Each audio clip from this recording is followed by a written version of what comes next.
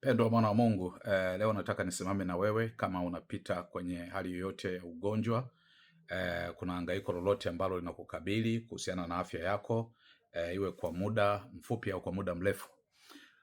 Maandiko matakatifu katika Matendo ya Mitume ile sura ya 14 mstari wa 8 mpaka mstari wa 10 yanasema, na huko Listra palikuwa na mtu mmoja dhaifu na wa miguu, kiwete tangu tumboni mwa mamaye, ambaye hajaenda kabisa. Mtu huyo alimsikia Paulo alipokuwa akinena, ambaye akamkazia macho na kuona ya kuwa ana imani ya kuponywa, akasema kwa sauti kuu, simama kwa miguu yako sawasawa. Akasimama upesi, akaenda. Natamani usimame katika andiko hili takatifu.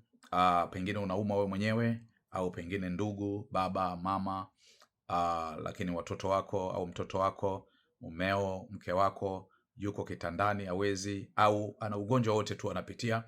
Lakini pia natamani usimame hata kwa ajili ya wale ambao hauelewi, pengine wanapitia kwenye hali yote ngumu ya magonjwa.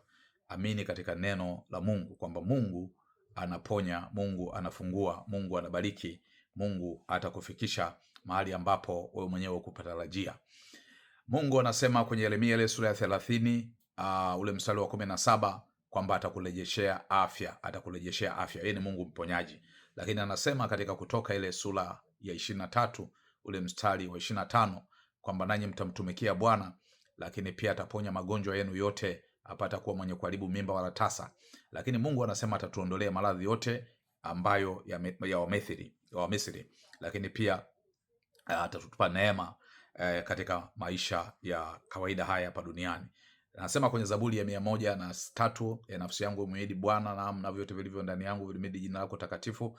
Akuponya pia magonjwa yako yote, akusamehe dhambi zako zote, akuponya magonjwa yako yote, lakini akuokoa uhai wako na kaburi. Yako maandiko mengi katika Biblia ambayo yanarejea uponyaji, na kuna wakati ambao pengine unaweza ukajiona kwamba mimi ni Mkristo, mimi ni muamini, natumika, nafanya hii na hii, lakini mbona siponi? Mbona napitia kwenye hali hii kwa muda mrefu? Mungu anaweza kutumia ugonjwa wako kuwa daraja la kuinua watu wengine, lakini kuonyesha utukufu wake kwenye maisha ya watu wengine na maisha yako wewe mwenyewe. Lakini pia Mungu anaweza kutumia ugonjwa kama njia ya kukunyenyekesha ili umjue Mungu vizuri. Lakini pia Mungu anaweza kutumia ugonjwa wako kwa ajili ya kuinua imani yako.